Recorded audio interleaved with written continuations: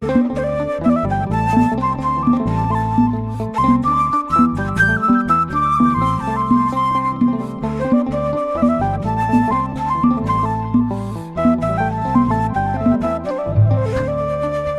እንደምን አላችሁ እንደምን ቆያችሁ ውድ ነው መርከብ ሚዲያ ቤተሰቦቼ እግዚአብሔር አምላካችን በድጋሚ ስላገናኘን ስሙ ይክበር ይመስገን። በዛሬው በነው መርከብ ሚዲያ ቆይታችን እንደዚሁ ይጠቅማሉ ብያልኳቸው መልእክቶች ይዤላችሁ መጥቻለሁ። በቅድሚያ ግን ወደ ዋናው ሐሳቤ ከመግባት በፊት ያው በደንብ ተናግሬው አላቅም። ይህ መርከብ ሚዲያን ብዙ ሰው ላይክ አያደርገውምና አንዳንድ ጊዜ እኔ ትክክል መስሎኝ የምሰራቸው ነገሮች ምናልባት በእናንተ በኩል ልክ ካልሆኑ ኮመንት ብትሰጡኝ ደስ ይለኛልና እንደ ሀርገህ ብትሰራ እንዲህ ብታዘጋጅ እንደ አይነት ሐሳቦችን ብታነሳ የተሻለ ነው ብላችሁ የምታነሱት ይሄን ብላችሁ ለራሴ መሰራው ሐሳብ ማነሳው ሐሳብ ልክ ስላልሆነ አይደለም እና ወይም ደግሞ ኮንፊደንስ ስለሌለ አይደለም ይሄን በመናገርበት ሰዓት ማለት ነው የናንተ አስተያየት እህቶች ወንድሞቼ ስለሚጠቅመኝ ነው ይሄን ሐሳብ ያነሳሁላችሁ። ላይክ ብታደርጉት ብዙዎች ጋር ይደርሳል። ስቲል ነው እንደምታውቁት እንግዲህ እኔ ሁሌ መጥቼ እግዚአብሔርን አመስግኜ ማሳለፍ የፈለኩት መልእክት ብቻ ተናግሬ ነው እንትንም ነው እንጂ ላይክ አድርጉ ሰብስክራይብ አድርጉ ሼር አድርጉ ብዙም ስናገር ብዙ ጊዜ አሰሙኝም እና ታዲያ አሁን ላይ ግን መናገር እንዳለብኝ ነው እየተረዳ የመጣሁትና ምናልባት አንዳንዶቻችሁ በክፋት አይደለምና ባለማወቅ ጭምር እንደ አይነት ነገሮችን የምትዘናጉት ወንድሞች ልኖሩ ስለምትችሉ ያው ባለማወቅ በክፋት አይደለምና እናው እንደናንተ አይነቶች እህቶች ወንድሞች ማሳሰብ ይኖርብኛል ብዬ አምናለሁና ላይክ አድርጉት። በነገራችን ላይ የዩቲዩብ አልጎሪዝም ምን መሰላችሁ ለአንድ 30 ደቂቃ ያክል ለ30 ደቂቃ ያክል ምን ያክል ሰው ያየዋል ብሎ ይመለከታል ማለት ነው። በ30 ደቂቃ ውስጥ ብዙ ሰዎች የሚያዩት ከሆነ ከዛ በኋላ ለብዙዎች ሪኮመንድ ያደርገዋልና እስከ 30 ደቂቃ ድረስ እናንተ ደግሞ ላይክ ካደረጋችሁት ስለዚህ የቪዲዮ አልተወደደም ማለት ነው ብሎ ወደ ሌሎች ጋር ሪኮመንድ ያደርገው ማለት። ስለዚህ ምናልባት የምሰራቸው ፕሮግራሞች በእናንተ ዘንድ በተመልካች ዘንድ ትክክል ካልሆኑም ማለቴ ጥሩ መልእክት ከሌላቸውም ጭምር ኮሜንት ብታደርጉኝ ይጠቅመኛል ለኔ ማለት ነው። ለኔም ለእናንተም ወደፊት አካሄዴን እንዳስተካከል ይጠቅመኛል ብዬ አምናለሁና ከትናንት ወዲያም ካስታወሳችሁ ከዛ በፊትም የመጽሐፍ ቅዱስ ጥናትን ጀምሬ አቁሜዋለሁ። ያቆምኩበት ምክንያት አንዱ ይሄ ነው። ብዙ ሰው እያየው አይደለም። በእርግጥ አንድ ሰው ማስተማር ቀላል ነገር አይደለም።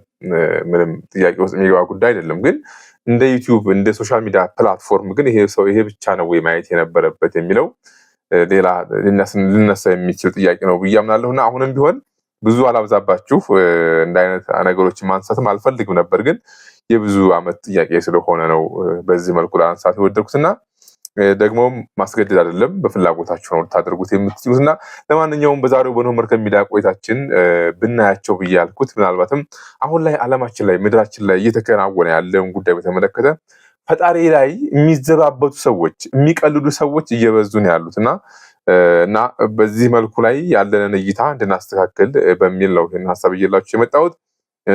የመጽሐፍ ቅዱስ ጥናት የጀመርኩትንም እንደዚሁ እያልን እንቀጥላለን። በዛሬው ቆይታችን ግን ይሄንን አንድ ሁለት ሙቪ አሉ እነሱ ላይ ነው ቆይታ የምናደርገው። በቅድሚያ ሲንደው የሚባለውን ነገር እንስማ። እግዚአብሔር ላይ እንዴት እንደሚቀለድ እግዚአብሔር ላይ እንዴት እንደሚዘበትበት የሚዘበትበት አምላክ አይደለም። እንደ አይነት ነገሮችን እየሰማን ያለነው ምድራችን ላይና ለማንኛውም ሙቪው እናድምጠው። Religion has actually convinced people that there's an invisible man living in the sky who watches everything you do every minute of every day. And the invisible man has a special list of 10 things he does not want you to do.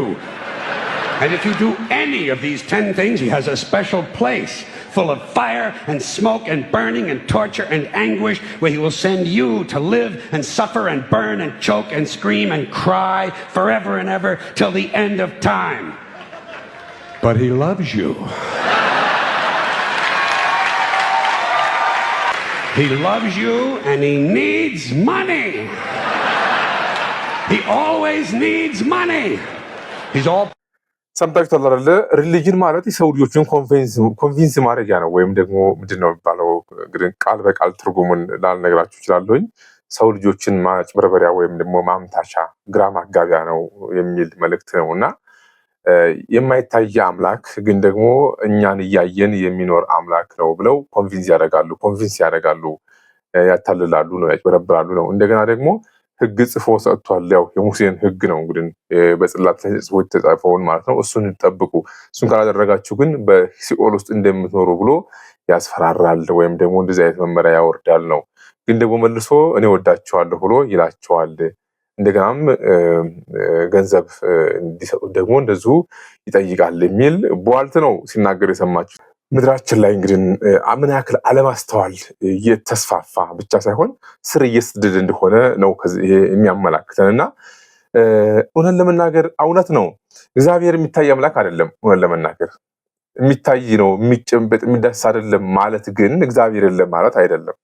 አሁን ዓለማችን ላይ ይሄ ማለት በሌላ ቋንቋ በግራ የተሰቀለውን ወንበዴ ታስታውሳላችሁ አይደለም? አምላክ እንኳን ፊቱ እዛው ስሩ ጎኑ ተሰቅሎ አንተ አምላክ ከሆንክ እስኪ ራስህን አድን እኛንም አድን እያለ ሲዘብት ነበረ። ይሄ እንደ አይነት ሰዎች የመጀመሪያዎቹ አይደሉም። በግራ የተሰቀሉት ወንበዴዎች እና የነሱ ዘሮች ናቸው እንደ አይነት ሰዎች። በምን በስጋ አይደለም፣ በምግባር በፍሬያቸው ታውቋቸዋላችሁ የተባሉት ማለት ነው። የኛ አምላክ እውነት ነው። አሁንም ቢሆን ሰማይ ዙፋኑ ምድሩም የእግሩ መረገጫ ነው። በጣም ነው የሚገርመኝ አንዳንድ ጊዜ እንደውም ምንድነው የሚባለው እግዚአብሔርን ሲያሳዩኝ የሚባል ጥያቄ ተነስቶ በአንድ ወቅት አንድ መናፍቅ ወደ አንድ ቤተክርስቲያን አባት ሄዶ እግዚአብሔር አለ ትላላችሁ፣ ግን እግዚአብሔር ግን አይታይም። የማይታይ ነገር ደግሞ እንዴት ነው አለ ሊባል የሚችለው? ልክ በሳይንሱ ነው የሚባለው አንድ ነገር ኤግዚስት ካላደረገ የሚጨበጥ የሚደሰስ የሚታይ ነገር ካልሆነ ያ ነገር አለ ተብሎ በሳይንስ አይታመንም። እና ነገሮችን ሁሉ ሳይንስ እንደሚመልሳቸው አድርጎ የማሰብ ማለት ነው ያለንበት ዓለም እና ይሄ ሰው ሄዶ እኚህን አባት ሲጠይቃቸው እግዚአብሔር የለም፣ ስለዚህ ካለ አሳዩኝ ነው ጥያቄው። ከዛ እሳቸው የሚዋዝ አልነበሩም እና ያው ይሄን ዛፍ ታየዋለህ አሉት። አዎ ስራች ያለውን የሚወዛወዛ ዛፉ ይወዛወዛል፣ ነገር ግን ዛፉን የሚያወዛውዘው ምንድን ነው? ንፋስ ነው አላቸው። እስኪ ንፋሱን የሚያወዛውዘው ንፋስ አሳየኝ አሉት። አይችልም። ንፋሱን ማሳየት ይችላል እንዴ? አይችልም። ዛፉ ግን ይወዛወዛል። ንፋሱ አልታየም ማለት ንፋሱ የለም ማለት ግን አይደለም ነው። እኛም እንንቀሳቀሳለን። ልጄ አንተም ትንቀሳቀሳለህ፣ ትበላለህ፣ ትጠጣለህ። አንተ እንደዚህ እንድትንቀሳቀስ የሚያደርግህ አንተ የማታየው እግዚአብሔር ነው በዙፋኑ የተቀመጠው ብለው መለሱለት ይባላል። እና ይሄ አሁንም ለዚህ ቃል ለዚህ አነጋገር ትልቅ ምሳሌ ሊሆን የሚችል ነው። አሁን ላይ እንደ ዓለም አቀፍ ብቻ ሳይሆን እንደኛ ሀገርም እግዚአብሔር የለም የሚሉ ሰዎች ያው በየሚዲያው እየሰማችኋቸው ስለሆኑ ሩቅ አድርገን የምናወራው ጉዳይ አይደለም። እኛ ቤትም ገብቷል ለማለት ያክል ነው። በሰሞኑ እንግዲህ አንድ ጾታውን የቀየረ ትራንስጀንደር ጀርመን ሀገር የሚኖር ብዬ ያጋራኋችሁ ሙቪ ነበር። የራሳችን ጉር ነው። አሁን የምዕራቡ ዓለም ምናምን እያልን የምናውለው ነገር አሁን እሱ ነገር ቀርቷል። አሁን ራሳችን ቤት ውስጥ ገብቷል። አሁን እንደ አይነት ሙቪዎችን ልጆቻችሁ ያያሉ በእርግጠኝነት። ማህበራዊ ሚዲያ ላይ ልጆቻችሁ የሚያዩትን ነገር ምን ያክል በጥንቃቄ እንደምታስኬዱት አላቅም። እንግዲህ ጥንቃቄ አድርጉ ነው። አሁን ልጆች እንደ ድሮ ልጅ ወልዶ ትምህርት ቤት መርጦ ወር ክፍያ ከፍሎ ምሳ ቋጥሮ እሱ ብቻ አይደለም። አሁን ከዛ ያለፈ ሌላ ልንጠነቀቀው የሚገባ ጉዳይ ጊዜው በራሱ ያመጣብን ወቅት ነው። አሁን ጥንት ምናልባትም ከተወሰነ የማህበራዊ ሚዲያ ከመምጣቱ በፊት የነበሩ ወላጆች ይሄ ጉዳይ ኢሹዋቸው ላይ ሆኖ ይችላል። በተለይ ስልክ በሌለበት ዘመን ቴክኖሎጂ በዚህ መልኩ ማህበራዊ ሚዲያ በዚህ መልኩ ባልተራቀቀበት ዘመን ላይ ኢሹዋቸው ላይ ሆኖ ይችላል። ሊያስጨንቃቸው የሚችል ጉዳይ ነበረ። የትምህርት ቤት ወጪያቸው ይሄ የትምህርት ቤት ወጪው ልብሱ ምናምን አሁን የማያስጨንቅ እያልኩም አይደለም። በእኛ ዘመን ደግሞ የበለጠ ሎዱ ጨምሮ ነው፣ ክብደቱ ጨምሮ ነው የመጣው ነው። ጥንቅቅ አድርጉ። ልጆቻችሁ እንዳይነት ነገር ያያሉ። ይሄ ብቻ አይደለም፣ ሌላ ብዙ የሚታዩ ሚዲያ ላይ ብዙ የኢንተርኔት ዓለም ካላወቅንበት መጥፊያችን ጭምር ስለሆነ ማለት ነው ጥንቃቄ የሚያስፈልገው ፕላትፎርም ነው። ስለዚህ በጥንቃቄ መኖር ያስፈልጋል ነውና እግዚአብሔር የነፃነት አምላክ ነው። እግዚአብሔር ሕግ ሲናገር ሰምታችኋል አይደል? ልክ በሙሴ አማካይነት የመጣውን 10ቱን ሕግጋት ሰጥቶ ለሰው ልጅ እግዚአብሔር መተዳደሪያ እንዲሆኑ ማለት ነው። ሰው በቅድሚያ በሕገ ልቦና አማካይነት እንዲኖር ነበር የተፈጠረው። በሕገ ልቦናው በልቦናው ጽላት በተጻፈለት አማካይነት ሰው እንዲኖር ግን በሕገ ልቦና መኖር ስላልቻለ በሕገ ልቦና የኖሩ አባቶችን እናስታውሳለን። እና በብዙሃን አብርሃም ስናነሳ አባታችን በብዙሃን አብርሃም እንግዲህ እንደምታውቁት የመጀመሪያው በሕገ ልቦና ፈጣሪውን ፈልጎ ተመራምሮ ያገኘ የሃይማኖት ገበሬ ነው። የሃይማኖት ጀግና አባታችን አብርሃም። ከዛ የሰው ልጆች በሕገ ልቦና በልቦናቸው ሕግ መኖር ሲያቅታቸው እግዚአብሔር በጽሁፍ የሰው ልጆችን ማስተማር ፈለገ። መግደልም፣ ዝሙት መፈጸምም፣ መስረቅም፣ የሰው ገንዘብ መመኘት ምናምን ሁሉ ከምንም ሳይቆጠር ሲቀር እነዚህ ነገሮች ስለዚህ መጻፍ አለባቸው ብሎ እግዚአብሔር አትስረቅ፣ አምልኮትን በተመለከተ ከፈጠረ ከእግዚአብሔር ውጭ ሌላ ነገር ለምንም ነገር አትስገድ እያለ ሕግ በሙሴ አማካይነት መጣ። የዚህ የኦሪት ዘመን ተብሎ ማለት ነው። ሕገ ልቦና ወደ ሕገ ኦሪት ከፍ አለ ማለት ነው። አሁንም የሰው ልጅ በሕገ ልቦና ምን ቢያለ፣ በሕገ ኦሪት ምን ቢያለ፣ በተጻፈ ሕግ ምን ቢያለ፣ መጨረሻ ላይ ሕገ ወንጌል መጣ። ራሱ ባለቤቱ እግዚአብሔር ሰው ሆኖ መጣ። ራሱ እግዚአብሔር ማለት ነው ሰው ሆኖ መጥቶ ተገልጦ ዓለምን አዳነ። አሁን ከሕገ ወንጌል በኋላ ድጋሚ ሰዎች ያሾፋሉ። ከሕገ ወንጌል ውጪ ሊመጣ የሚችል ሌላ ሰማያዊ ምስጢር የለም ወገኔ። ያለህ አማራጭ በመረጥከው ህይወት ላይ ዋጋን መቀበል ብቻ ነው ሊሆን የሚችለው። እግዚአብሔር ሰው ቢጠራው ሰው ሆኖ የተባለው ሁሉ እሱ ሰው ሆኖ ዓለምን ከማስተማር የበለጠ ምሳሌ አርያ ከመሆን ውጪ ማንም ሌላ ሊደረግለት አይችልም። በቃ ራሱ መጣ። እንደመጾም እንዳለብን፣ እንደመጸለይ እንዳለብን፣ እንደት ማህበራዊ ምን ያላደረገው ነገር አለ? አንዱ የመጣበት ወደዚህ ምድር ክርስቶስ እኮ ለእኛ ለእናንተ አርያና ምሳሌ ሊሆነን ነው። የሱ አርያና ምሳሌነትን ሰዎች ግን ወደ ምን እየወሰዱት ነው? አሁን ጉድ ተመልከቱ። እንደዚህ ነው እየቀለሉት ያሉ ማለት ነው። በብዙ አይነት ዘርፉ ማለት ነው። እንደ አይነት ዘመንና እንደ አይነት ጊዜ ላይ ነው ያለነው። ይሄን ስል እያሟረትኩ አይደለም። ፕራክቲካሊ የምናያቸው ነገሮች ስለሆኑ ማለት ነው። በእግዚአብሔር የሚቀለድበት እግዚአብሔር ሲኦልን ማንም እንዲገባ አይፈልግም። እግዚአብሔር ግን ሰው በነፃ ፍቃዱ ነው። በነገራችን ላይ ሰው በነፃ ፍቃድ ባይፈጠር ኖሮ ፍሪ ዊል የምትባለዋ ነገር ባትሰጠን ኖሮ ምድር ላይ ማንም እንደፈለገው እንዳይፈነጭም ነበረ። እንደዚህ ሲፈነጭ እግዚአብሔር ይቀስፈው ነበረ። እንዲህ ሲሳደብ ማለት ነው። ሲዘሙት እግዚአብሔር ይቀስፈው ነበረ። ሲሰርቅ እግዚአብሔር ይቀስፈው ነበር። ጣዖት እያቆመ ሲሰግድ እግዚአብሔር ይሄ ሁሉ ሲዘበትበት መስቀል ላይ እስከሚሰቀል ድረስ የከፈለው ዋጋና መከራ ሰዎች በነፃ ፍቃዳቸው ያደረጉት ነው። በነገራችን ላይ ነፃ ፍቃድ የምትባለዋ ነገር ናት ለዚህ ሁሉ ሰው ልጅን ያበቃችሁ። ነፃ ፍቃድ ደግሞ የሚጠላ ጉዳይ አይደለም፣ የሚወደድ ነው። እውነት ለመናገር አሁን እናንተ በቀላሉ እንደው የሆነ ምግብ ቤት ገብታችሁ ሰው ራሳችሁ መርጣችሁ ምግብ ብበሉ ለሚሻላችሁ ወይ ሰው የመረጠላችሁ ብበሉ? በምግብ ደረጃ እንደው ስጋያን ስለሆነ ከምግብ ጋር አያያዙ ከሆድ ጋር ራሳችን መርጠን የበላ ነው ምግብ። መንግስተ ሰማያትና ገሃነምም እንደ ምግቡ ነው። ምርጫ ነው። ህይወት ምርጫ ነው። እግዚአብሔር መርጦልን። የሚገርመው እግዚአብሔር እኮ መቼም ቢሆን ለኛ የሚጠቅመንን ነገር ነው የሚመራን። ምንም ጥርጥር የለውም። መቼም ቢሆን ወደ ክፉ ነገር እንድንሄድ አያደርግም። ግን ደግሞ ሰው እግዚአብሔር የሰጠውን ህግና ስርዓት አላከብር ካለ የመጨረሻ ፍጻሜው ሊሆን የሚችለው ምንድን ነው? ያው ክፉ ነው የሚገጥመው ጣፋንታው። በግራ በኩል ያለው የተሰቀለው ወንበዴ ሲናገር የነበረው ለምንድን ነው እንደዛ በዛ ደረጃ አፉን ከፍቶ ሲናገር የነበረው? ነፃ ፈቃዱን ተጠቅሞ ነው ወዳጄ። ነፃ ፈቃድን እግዚአብሔር ባይሰጥ ኖሮ እዛው መቅሰፍ ይችል ነበር የኛ አምላክ። ግን የኛ አምላክ የምህረት አምላክ እንጂ እንደዚህ በአንድ ጊዜ እንደ ሰው በሰው ሰውኛ አነጋገር እንደሚባለው ወዲያው እርምጃ የሚወስድ አምላክ አይደለም። የምህረት አምላክ ነው። ያ ማለት ግን ፈራጅ አይደለም ማለት አይደለም። ለእያንዳንዱ እንደ ስራው መጠን ከፍል ዘንድ ዋጋዬ ከኔ ጋር አለ ነው ያለው። በቃ ለእያንዳንዱ እንደ ስራው መጠን ነው እንጂ ያለው እንደኔ አምላክነት ወይም እኔ ነፃ ፈቃዳችሁን ወስጄ በራሴ አምላክ ስለሆንኩ ብቻ ፈርድባችኋለሁ አይደለም እግዚአብሔር ያለው። እንደ ስራችሁ እንጂ እግዚአብሔር ሁሉም ማድረግ ይችላል። ምንም የሚሳነው ነገር የለም። ምንም የሚሳነው ነገር እንደሌለ አቅም እንዳለው አምላክነቱ ማንንም በጉልበት እንዲኮነን አያደርግም፣ እንዲጸድቅም አያደርግም። በነፃ ፈቃዳችን ምናልባት አነጋገር ላይ ስህተት ካለ ልታስተካክሉ ትችላላችሁ። የቃላት አነጋገር የአሰካክ ጉዳይ ለእያንዳንዱ እንደ ስራው መጠን ከፍል ዘንድ ዋጋዬ ከኔ ጋር አለ። የሻምበልም ዋጋ የአበበም የከበደም የኤክስም የዋይም የኤቢም የሲም የዜድም ሁሉም ዋጋ እግዚአብሔር ዘንድ አለ። የእያንዳንዳችን የጥቁሩም የነጩም የካሙም የሴሙም የያፌቱም የሁሉም የሰው ልጅ ሁሉ ከአዳም ጀምሮ ያለው አሁንም ያለው የሞተው ወደፊት የሚወለደው አሁን ወደፊት የሚሞተው ገና ያልመጣው የሁሉም ዋጋ በእግዚአብሔር ዘንድ አለ ነው። ስለዚህ ነፃ ፈቃዳችን ላይ ባንጫወት ነው። ሰውየው በነፃ ፈቃዱ የተጫወተ ያለው መብቱ ነው እንደዚህ መናገር። በነገራችን ማንም አይከለክለውም። ከልካይም ስለሌለው ነው በዚህ ደረጃ ሲናገር ዝም የተባለው። ማን ይናገረዋል? ነፃ ፈቃዱ ነው። ግን የዚህን ፍሬ ያገኛል። ፍሬው ምንድነው? ቅጣት ነው። ያ ቅጣት ምንድነው? ነው ለዘላለም ሞት ነው።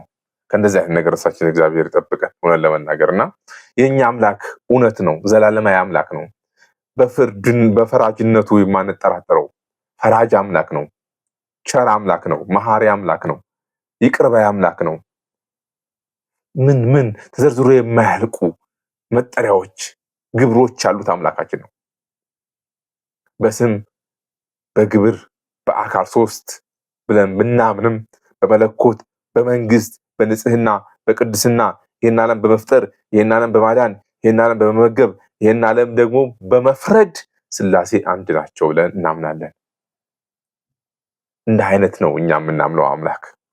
ይህን አምላካችንን ነው ብዙዎች የሚቀልዱበት። ግን እግዚአብሔር የሚዘበትበት አምላክ አይደለም። ራሳቸው ላይ ነው የሚዘብቱት። በነገራችን ላይ ስላላወቁት ነው እንጂ ክሉ። ስለዚህ በጣም ጥንቃቄ ያስፈልጋል። የምናያቸው የምንሰማቸው ነገሮች የእኛን አምላክ በመጨረሻው ዘመን ላይ እንደ አይነት ትውልዶች ሊመጡ እንደሚችሉ በእርግጥ የተነገረ ነገር ነው። የመጨረሻው ዘመን ተብሎ የተነገረለት ይሄ ነው። በቃ ይሄ ነው እኮ በቃ የመጨረሻው ዘመን በነገራችን ላይ ከገባ 2000 ዓመት አሳልፏል። የመጨረሻው ዘመን እየተባለ ማለት ነው። ይሄ የሚሊኒየም ዘመን ዓመተ ምህረት ዘመን የሚባለው የመጨረሻው ዘመን ነው። የምህረት ዘመን ነው፣ ግን በዛው ልክ ደግሞ የመጨረሻ ዘመን ነው። ሐዋርያት ብለው አስተምሮ በጀመሩበት ሰዓት ጀምሮ ወይም እግዚአብሔር ራሱ ባለቤቱ ሰው ሆኖ ዓለምን አድኖ ካረገባት ሰዓት ጀምሮ የመጨረሻው ዘመን ተጀመረ ማለት ነው። አሁንም የመጨረሻው ዘመን ነው፣ ወደፊትም ይቀጥላል እስከ ዳግም ምጽአት ድረስ ማለት ነው። ስለዚህ እምነት ላይ በጣም ፎከስ ማድረግ ከኛ ይጠበቃል። እንደ አይነት ቀላጆች እንደ አይነት አሿፊዎች ባለበት ምድር ነው ያለ ነው። አምላካችን ላይ ሲዘበት ዝም አንልም። የሚጠበቅብንን እናገራለን በዚህ መልኩ ማለት ነው። እናስተውል። እኛ ከዚህ ምን እንማራለን? እነኚህ ሰዎች ለእኛ አላርሞች ሊሆኑን ይገባል። ሰው አንዳንድ ጊዜ በራሱ አይደለም መማር ያለበት፣ ከሰው ነው። ሞኝ በራሱ ይማራል ነው፣ ብልህ ግን ከሌሎች ይማራል ነው። እኛ ላይ እስከሚደርስ መሆን የለበትም። ይሄ የሚያመላክተው የንስሐ ዘመን እግዚአብሔር ምን ያክል እንደሰጠን ነው። እንደ አይነት ግፍ የበዛበት ዘመን፣ እንደ አይነት አላጋጮች፣ እንደ አይነት ፌዘኞች፣ ቀልደኞች፣ ቧልተኞች በእንደ አይነት ነገሮች ምድራችን ተሞልታለች። አሁን አይደል እንዴ? ፍርድ አይደለም፣ እየፈረድኩ አይደለም፣ ምናየው ስለሆነ ማለት ነው። ፎርዛት ማተር ደግሞ ይሄንን እኔ ከእናንተ የተለየው ጻድቅ ስለሆንኩም አይደለም፣ ይሄ ትትናም አይደለም። በነገራችን ላይ በዛው ልክ ትትና አይደለም። በቃ ነገሮችን በደንብ ሰከን ብለን መሬት ላይ የወርዶ ማየት ያስፈልጋል ብዬ አምናለሁ። መንፈሳዊነት ምንድን ነው? እኛ ስነኝ እንደ አይነት ሰዎችን እያነሳ እንደዚህ ስንናገር እኛ ከነሱ የተሻለ ጻድቅ ስለሆነ ነው እንዴ የሚለውን ሰው የሚያነሳ ሰው ካለ አይደለም። ግን ጻድቅ ባንሆንም እንኳ ምንም አረም የበዛብን የእግዚአብሔር ተክል ብንሆንም እንኳ ምንም እንኳ ብዙ ኃጢአት ባለችበት በዛ የእግዚአብሔር ጸጋ ትበዛለህ ተብሎ የሚነገረው የተነገረውን ቃል ተስፋ አድርገን ያችን ጸጋ ተጠባባቂ ሆነ ብንጠብቅም እንኳ የንስሐ ዕድሜ ሁሌ እየለመንን በንስሐ ሕይወት ለመመላለስ የእግዚአብሔርን በረከት የምንሻ ብንሆንም እንኳ እንደዚህ ግን እግዚአብሔር ሲዘበትበት ደግሞ ዝም አንልም፣ እናገራለን። ትክክል መስሏቸው ይሄን የሚወስዱ ሰዎች ስላሉ ማለት ነው። እኛ ሀገር ሰምታችኋል አይደል? እግዚአብሔር የለም የሚሉ ሰዎች ብቅ ብለዋል። ብዙዎች በየቤታቸው የተቀመጡ ቤት ይቆራቸው እንዲህ የሚናገሩ ሰዎች አንዳንድ ጊዜም ምናልባት እንደ ሀገር እንደ ኢትዮጵያ በተለይ እንደ ኦርቶዶክሳዊ አስተምሮ ብዙ መስራት የሚጠበቅብን ነገሮች እንዳሉ ይገባኛል በግሌ። እንደዛ ባለማድረጋችን ዛሬ የኦርቶዶክስ ቁጥር ምን ያክል እያሽቆለቆለ እንደሆነ ለዚህ ማስረጃ ነው። ለምን ብዙዎች ለምንድን ነው ከዚህ ቤት እየወጡ ሌላ ቤት የሚሄዱት? ይሄንን ጥያቄ መመለስ አለብን። ህዝብ ዕውቀት ከማጣቱ የተነሳ ጠፋ። ህዝብ ዕውቀት ካጣ እግዚአብሔር የለም ብሎ በሚዲያ እንደዚህ ሲናገሩ ሰዎች ይሄ ነገር ልክ ነው እንዴ ብለው ሰዎች እንዲቀበሉ ይሆናሉ ማለት ነው። ቀድሞ መንገር፣ ማስተማር፣ ማንቃት ግን ከሁላችንም ይጠበቃል። ይሄን ያለኝ ለዛሬ መልእክት። ሌላ እንድመጨምርላችሁ ነበረ፣ በቃ ነገ ብናየው ብዬ ነው የተውኩት። ይሄንን ካየን ለዛሬ በቀናል። በድጋሚ እንደዚሁ እስከምንገናኝ እግዚአብሔር አምላክ በያለንበት ጠብቆ በሰላም ያገናኘን። የመጽሐፍ ቅዱስ ጥናት እንቀጥላለሁ ብያለሁ። አሁንም ግን አይታችሁ ከሆነ 200 ሰው እንኳን ሞላ የሚያየው ሰው አሁንም ቢሆን ኮመንት ላይ ሀሳባችሁን አስቀምጡልኝ። እንዴት መቀጠል እንዳለብን ላይክ አድርጉት፣ ሸር አድርጉት። የኖህ መርከብ ሚዲያን ማገዝ ለምትፈልጉ አግዙ። ማገዝ ማለት ገንዘብ ብቻ አይደለም እና ላይክ ማድረግ፣ ሸር ማድረግ፣ ሰብስክራይብ ማድረግ ሰው የሚችለውን የሀገሬ ሰው ምን ይላል? ሰው ያለውን ከሰጠ ንፉግ ይባላል ነው አይደል የሚባለው? ያንን ብሂላችንን መነሻ ማድረግ የሚጠበቅባችሁን አድርጉ። ይሄን ያለ መልእክት። መቼም ሆነ መቼም በህይወት እስካለን ድረስ እንደዚሁ ብቅ እያልኩኝ እንነጋገራለን፣ እንማማራለን፣ ቁም ነገር እንለዋወጣለን። ይቆየ